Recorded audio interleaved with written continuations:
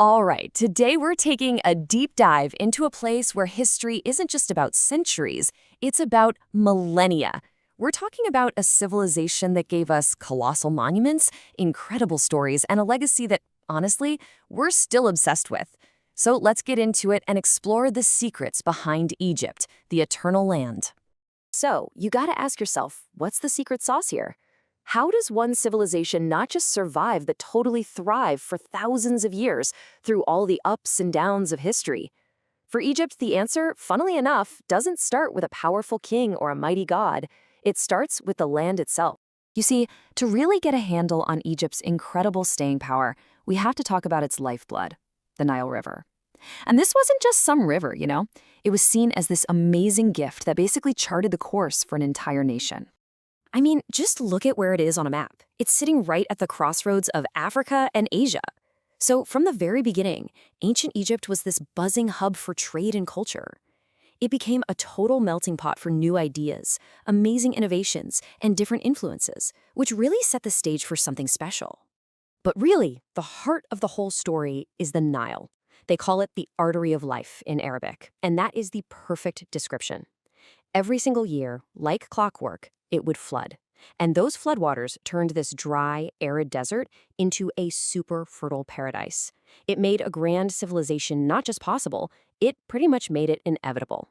And out of this incredibly fertile land rose a line of rulers that we still talk about today, people who we associate with just unimaginable power and ambition. So, let's get into the age of giants, the time of the pharaohs. On the banks of that river, this civilization just blossomed. And they had this breathtaking ambition and were just brilliant. They weren't just building things, they were like architects of eternity, you know? They were creating these massive monuments designed to last forever.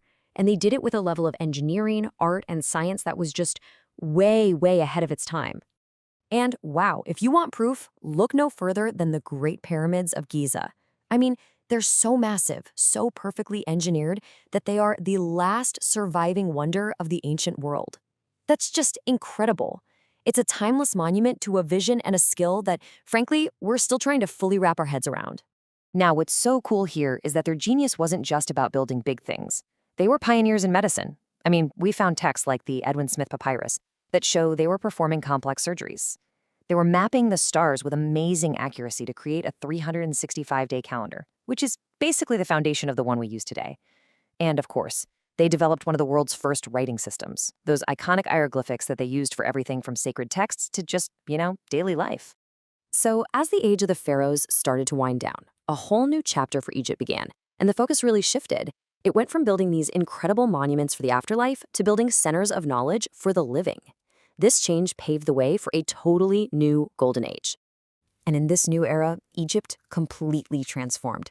It became this shining beacon of scholarship, culture, and science, and its light was felt all across the world for centuries. Yeah, during the Islamic era, Egypt just had this explosion of cultural and intellectual creativity.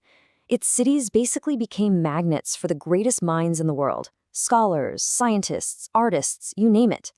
Places like Cairo's Al-Azhar University, which was founded all the way back in 970 AD, became these world-famous centers for learning, just continuing Egypt's legacy as a cradle of civilization. Two cities especially were the crown jewels of this period. You had Cairo with its stunning Islamic architecture and bustling markets, and then you had Alexandria, that legendary city on the coast, famous for learning and culture. Together, they really captured the vibrant spirit of this amazing time. Okay, so we have all these incredible layers of history, the pharaonic, the Islamic, and everything else. But what does that all mean for the Egypt we see today? Let's take a look at the pulse of the modern nation. Modern Egyptian culture is this amazing mosaic of its past.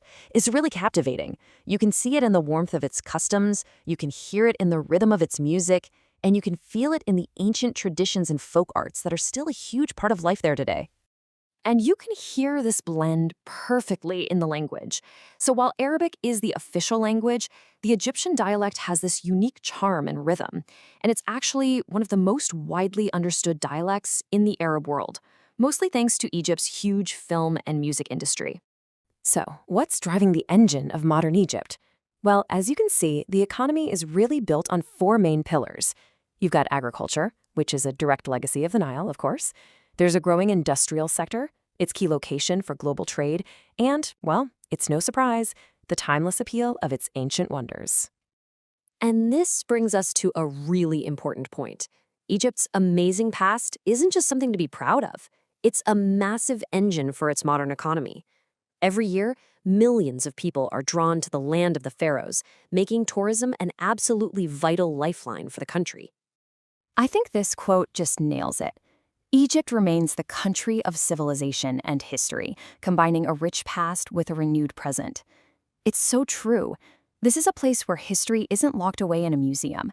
It's a living, breathing part of everything, constantly shaping its present and its future. And so that leaves us with this one last big question to think about.